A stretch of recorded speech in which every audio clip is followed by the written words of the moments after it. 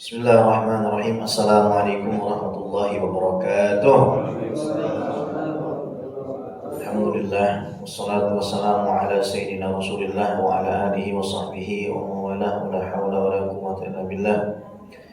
Asyhadu an la ilaha illallah wahdahu la syarika lah, wa asyhadu anna sayyidina wa nabiyyana wa maulana Muhammadan abduhu wa rasuluhu wa safiyyu alladzi la nabiyya wa rasula ba'daha ma ba'd. فنوينا تعليم وتعليم وتذكر وتذكير والنفع والانتفاع والإفادة والاستفادة والإقامة والاستقامة والحث على التمسك بكتاب الله وسنة رسول الله ابتغاء لمرضات الله ووجه الكريم. اللهم فقهنا في الدين وعلمنا تأويل واجعلنا من الذين يستمعون القول فيتبعون أحسنه. اللهم أرنا الحق حقا وارزقنا اتباعه وأرنا الباطل باطلا وارزقنا اجتنابه وادخلنا برحمتك في عبادك الصالحين آمين يا رب العالمين. Yang kami hormati dan muliakan segenap pengurus dan jamaah Masjid Al-Maghfirah BPJS dan Sostek yang saya cintai, saya hormati. Tidak bisa kami sebutkan satu persatu, namun tidak mengurangi ta'zim dan mahabbah kami.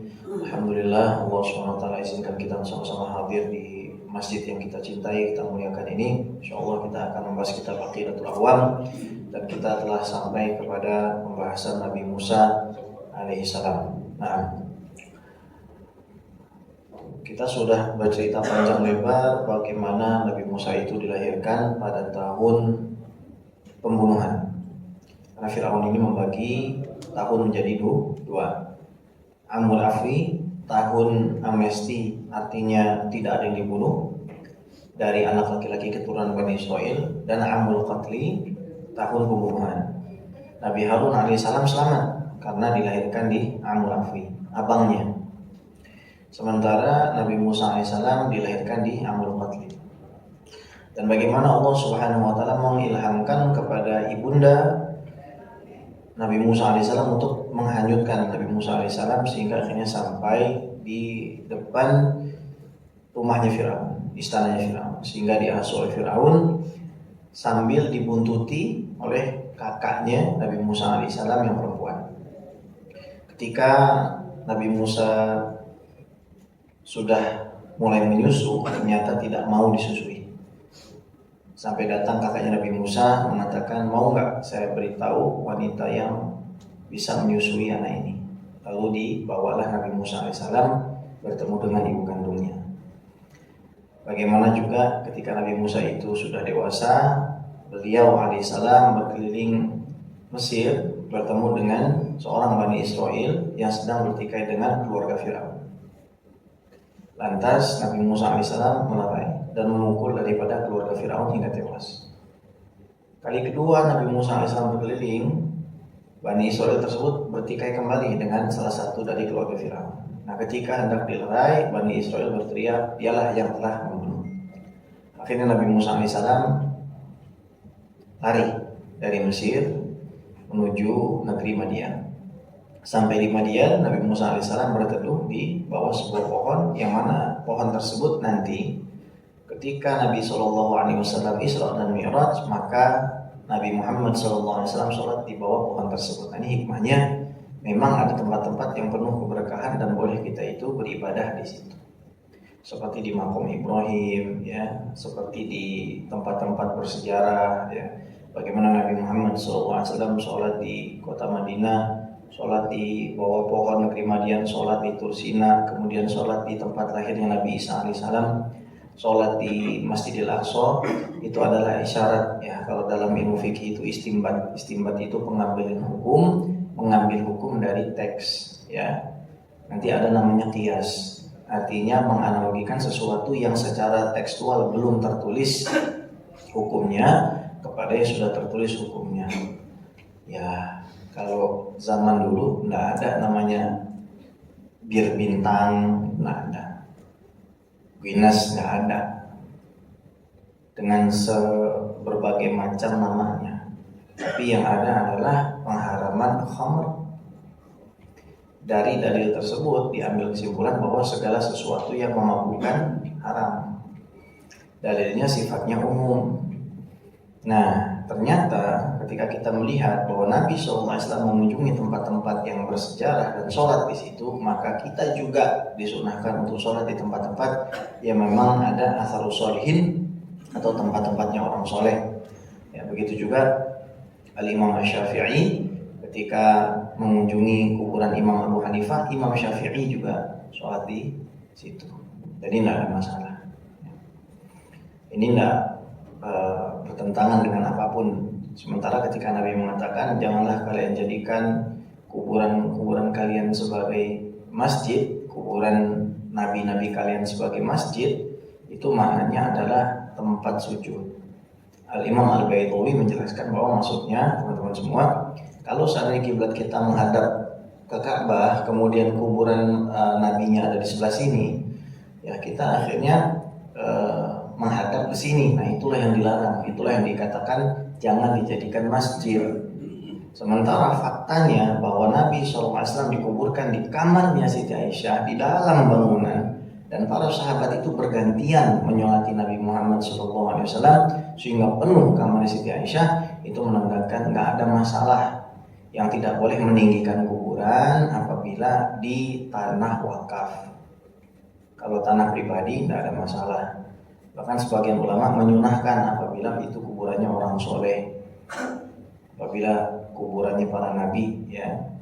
Sekarang kuburannya para nabi nggak ada yang ditelantarin. Mulai Nabi Hud nggak ditelantarin, Nabi Ibrahim nggak ditelantarin, Nabi Ishak nggak ditelantarin, Nabi Yakub nggak ditelantarin, Nabi Yusuf nggak ditelantarin, apalagi Nabi besar Muhammad Shallallahu Alaihi Wasallam.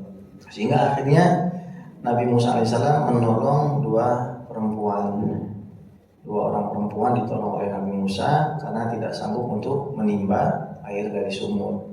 Akhirnya ketika kedua perempuan tersebut kembali kepada ayahnya, yaitu Nabi Syuaib alaihissalam, Nabi Syuaib memerintahkan kedua putrinya tersebut untuk mengarahkan Nabi Musa ke tempat Nabi Syuaib. Ya, setelah bertemu dengan Nabi Syuaib, maka Nabi Musa alaihissalam dinikahkan, dan pernikahan tersebut dibayar dengan mahar menggembala 8 tahun. Gembala kambing 8 tahun. Nggak punya duit apa-apa tuh. Nggak punya apa-apa Nabi Musa alaihissalam. Inna khaira man ista'jarta al-qawiyul amin. Sesungguhnya sebaik-baik yang bisa kamu pekerjakan, wahai ayahku, adalah orang yang kuat lagi amanah. Nanti kita akan pelajari setelah selesai ini kisah Nabi Musa. Ada sekitar 30 pelajaran besar yang harus kita renungkan, ya. Terlebih kalau kita membicarakan kebangkitan umat Islam ini adalah sangat bergantung kepada apa yang bisa kita pahami dari kisahnya Nabi Musa alaihissalam ini. Jadi ini bukan sekedar kisah yang Anda sering dengar, ya. Namun di dalamnya ada pelajaran yang bahkan mungkin kita semua tidak tahu sebelumnya. Nah, akhirnya Nabi Musa alaihissalam mendapatkan perintah dari Allah Subhanahu wa taala, mendapatkan wahyu, ya, meskipun tidak secara langsung, untuk pergi kembali ke Mesir. Setelah di perjalanan di Bukit Tursina dalam keadaan yang sangat dingin, Nabi Musa alaihissalam melihat ada pohon yang terbakar.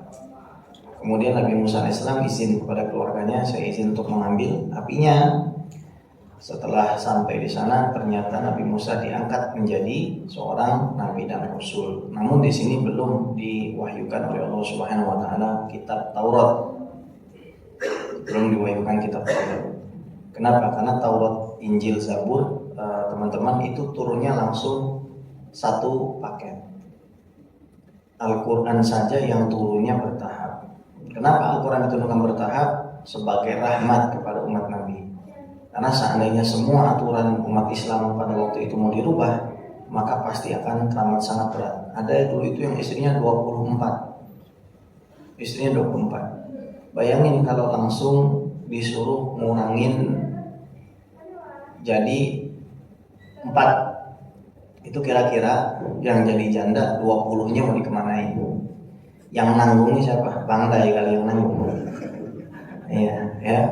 Ustaz Muhammad nggak ada sih. Iya, paling beliau tuh yang menanggung gitu kan, jandanya gitu kan. Nah, begitu juga dengan khomer, kan bertahap. Khomer itu ada baiknya tapi jeleknya banyak. naik lagi kalau mau sholat jangan minum khamar, naik lagi khamar itu haram. Ya, itu hanya terjadi pada umat Islam saja. Akhirnya Nabi Musa alaihissalam kembali ke Mesir dan di situ beliau meminta kepada Allah, waj'alni waziran min ahli Harun akhi. Tolong jadikan bagi saya itu kawan. Saya ingin punya penasehat. Nah ini penting karena Nabi Harun ini merepresentasikan gaya bicara yang lembut, hikmah. Sementara Nabi Musa ini merepresentasikan kekuatan, ketegasan, dan juga kewibawaan. Nabi Musa aja minta tolong, Nabi Musa aja minta nasihat. Kita yang bukan Nabi harus juga begitu sama para ulama. Jangan apa-apa kita gerak sendiri gitu. Kebanyakan ya ini termasuk mungkin saya pribadi gitu ya. Keputusan-keputusan yang salah itu diambil karena kita tidak mau berkonsultasi kepada ulama. Orang-orang yang arif billah, yang kenal dengan Allah SWT, yang memang ada ciri-cirinya, Pak. Ya, cirinya itu nggak suka duit, nomor satu. Itu ciri nomor satu. Gitu. Ya, cirinya yang berkonsultasi, kita konsultasi sama dia karena Allah tuh dia nggak suka sama uang. Artinya gimana? Betul-betul dalam kesehariannya tuh lillahi ta'ala. Namun kalau jasa konsultasi bayar juga ada tuh, jasa konsultasi bayar ilmu waris. Nah itu jangan diejek juga. Ada ustadz dibully di internet karena kalau mau konsultasi warisan bayar. Nah kita kalau psikolog aja bayar 400.000. Nah itu ustadz waktunya kita ambil lillahi ta'ala, gimana sih? Ya, jadi jangan kayak begitu dong. Ya. Nah, jadi itu pentingnya. Al-aqil alladzi lahu ra'yun wa yushawir. Orang berakal itu yang punya pandangan tapi dia bermusyawarah dengan orang yang juga alim. Nah, sampai situ kita ya. Laqad dakhala Musa alaihissalam misra mu'minan faqabala Harun alaihissalam ba'da ma talaba min Allah an yakuna wasiran lahu wa qad ataahu Allah nubuwata fantalaqa ila fir'aun wa dakhala alaihi fada'ahu Musa alaihissalam ila ibadatillah. Jadi Nabi Musa memanggil Fir'aun kepada Allah Subhanahu wa taala wahdahu. Fastahza'a bihim, maka Fir'aun ini ngejek kepada keduanya.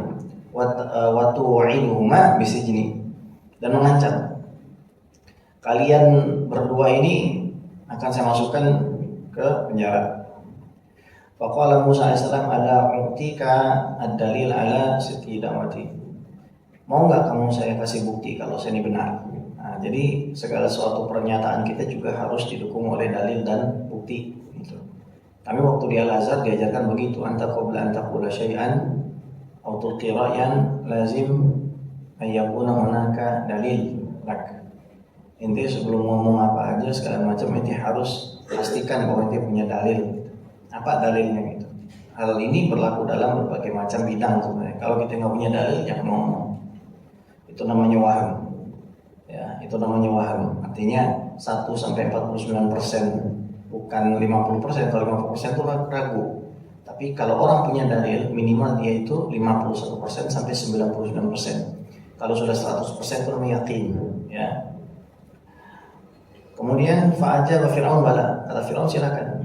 Fa'alqa Musa alaihissalam asahu fasarat hayatan tataharrak 'alal ardi. Maka Nabi Musa alaihissalam itu melemparkan tongkatnya.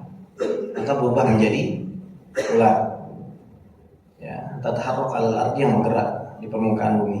Wa adkhala yadahu fi jaybihi wa akhrajaha fa idza hiya shadidatul bayadi kasyams. Dimasukkan kedua tangannya ke kantungnya. Ketika dikeluarkan menjadi sangat terang seperti matahari tanpa membuat mata kita buta. Fastasyara Fir'aun qaumahu. Maka Fir'aun ini bermusyawarah kepada kaumnya. Faqalu innahu sahir. Ini orang penyihir, kata kaumnya Fir'aun. Najma'u lahu saharata wa nughrihim bil mali wal makanati rafi'ati in intasaru alaihi. Kalau gitu kita kumpulin aja deh yang paling pakar-pakar dari tukang sihir kita. Kemudian kita kasih duit, kita janjiin duit, kita janjiin jabatan kalau mereka itu menang. Jadi Nabi Musa lawan penyihir satu Mesir. Walamma ja'a Musa alaihissalam limulaqati sahara faqalu qulqu. Nabi Musa alaihissalam ketika datang berhadapan dengan mereka, Nabi Musa berkata, lemparkan. Fa'alqaw hibalahum wa isiyahum. Maka mereka melemparkan tali-tali mereka, tongkat-tongkat mereka. allati tahawwalat ila hayatin kabiratin, yang berubah menjadi ular yang besar, fi uyunin nas, di dalam pandangan mata manusia biasa. Wa dhanna fir'aun wa a'wanuhu annahum ghalibun. Maka Fir'aun mengatakan kita ini mesti menang karena secara tampilan kita lebih luar biasa. Fa alqa Musa asahu, maka Nabi Musa dengan tenang melemparkan tongkatnya. Fa idza hiya ta'kulu ma sana'u. Yang dilemparkan Nabi Musa jadi ular beneran dan memakan semua tipuan-tipuan tersebut. Fa'alimu anha laysat sihran bal hiya mu'jizatan fa'amana saharatu jami'an wa sajadu. Akhirnya karena penyihir ini punya ilmu dan tahu apa yang dilakukan Nabi Musa itu bukan sihir, mereka langsung beriman dan sujud kepada Allah Subhanahu wa taala. Famtala Fir'aun ghaidha, maka Fir'aun ngamuk. Faqatala saharata, maka dibunuh itu, disalib, Pak. Dipotong kedua tangannya, dipotong kedua kakinya, disalib. Wa qala inna Musa wa kabiru sahara. Dan akhirnya Fir'aun memainkan media. Apa medianya?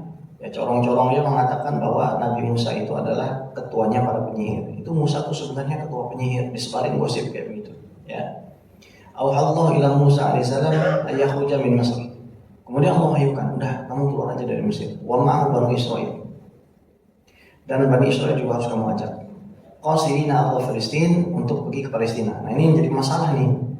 Gara-gara hal ini itu orang-orang Israel yang aslinya juga bukan orang Israel. Di antara mereka itu ada yang orang Rusia, ada yang orang Ukraina, ada yang orang dari Afrika, terus ngaku-ngaku keturunan Bani Israel.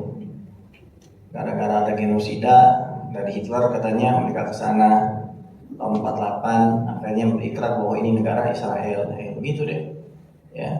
Nauzubillah min dzalik. Jadi semuanya udah dijanjiin sama mereka gitu. Ini BPJS juga kalau mereka kesini udah dijanjiin sama mereka tuh, ya. Udah dijanjiin semuanya dunia ini buat kami gitu. Jadi boleh aja bunuh-bunuhin orang gitu. Qasidina Allah Filistin fa'alima Fir'aun bidzalikal khuruj. Akhirnya Fir'aun tahu, fajahaza jaishan, akhirnya mempersiapkan pasukan, fa'adrakahum fi al-yawmi tsani, ketemu di hari kedua. Wa tara al-jam'an farbasyati fal bahr amama Musa wa qaumihi wa Fir'aun wa junuduhu min khalfihim. Jadi Nabi Musa itu menghadapi situasi yang luar biasa, Pak. Bawa 450.000 orang, kemudian di depannya air laut, di belakangnya Fir'aun sama bala tentaranya membunuh. Nah, faya isal qaum. Nah, maka pada saat itu yang ikut Nabi Musa udah putus asa. Wah, ini udah nggak mungkin, pokoknya nggak mungkin gitu ya. Illa anna Musa alaihissalam kana wathiqan billah. Kecuali Nabi Musa mengatakan, kalla inna ma ya rabbi sayahdin. Enggak, jangan putus asa. Saya ini punya Allah yang akan memberikan saya petunjuk. Jadi ini kisah sebenarnya untuk kita semua, untuk jangan pernah putus asa.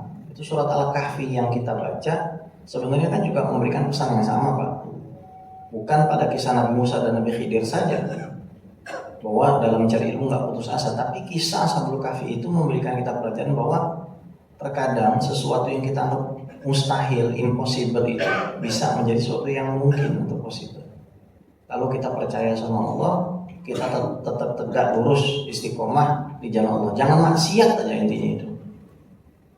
Pokoknya kalau udah maksiat, udah itu namanya kita dengan sengaja mau mencabut nikmat yang sudah Allah kasih pada diri kita sendiri.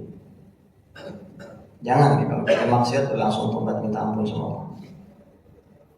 Jadi saya kalau ditanya gitu, gimana saran para ulama biar kita itu ya banyak rezekinya, biar kita hidupnya tenang? Jangan maksiat. Semua yang Allah larang itu tinggalin. Yang Allah suruh ente lakuin sebisa-bisanya. Pasti hidupnya berkah ya. Hidupnya akan berkecukupan. Kalau dia nggak punya duit banyak, dia nggak sakit. Kalau dia sakit, dia dikasih sabar. Dan lain seterusnya untuk kebaikan-kebaikan dia.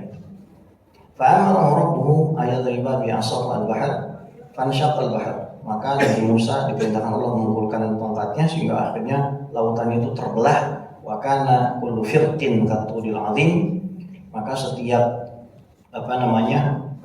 belahan-belahan tersebut itu menjadi seperti gunung, Pak. Gunung yang besar. Sarat tariqan wasi'an, sehingga akhirnya menjadi jalan yang besar. Wal ma kasuril kabir. Airnya itu seperti apa? Seperti pagar yang tinggi.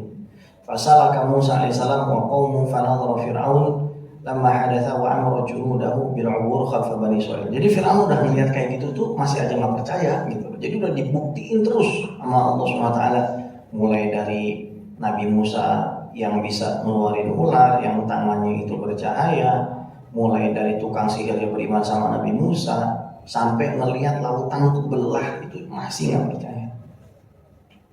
Itu nasib orang-orang yang emang nggak punya iman ya kayak begitu. Ada orang KTP-nya Islam, terus karena dia ada hal yang nggak dipenuhi sama Allah, dia mengatakan Tuhan itu nggak ada. Apakah kita ini lupa gitu bahwa yang memberikan kita wujud pertama kali itu siapa? Bukan diri kita sendiri. Anak kita aja Pak, kita nggak bisa tentuin hidungnya, warna kulitnya. Kita berusaha untuk cari bulan keempat kita USG dan lain sebagainya, tapi kita nggak pernah bisa memastikan kan? Kenapa kok kita USG? Karena kita tahu betul bahwa bukan kita yang menentukan gendernya itu. Sehebat apapun itu sains itu hanya bisa menjelaskan bagaimana, tapi sains sehebat apapun nggak akan pernah bisa menjelaskan siapa, apalagi untuk apa, nggak bisa. Yang bisa menjelaskan apa? Cuma Quran doang Pak. Kenapa kita diciptakan, alasan kita diciptakan, proses penciptaannya, nanti setelah nanti kemana, itu ada di satu kitab namanya Al-Quran dan dijelaskan oleh baginda Nabi Muhammad SAW, dan tidak ada dalam kitab lain.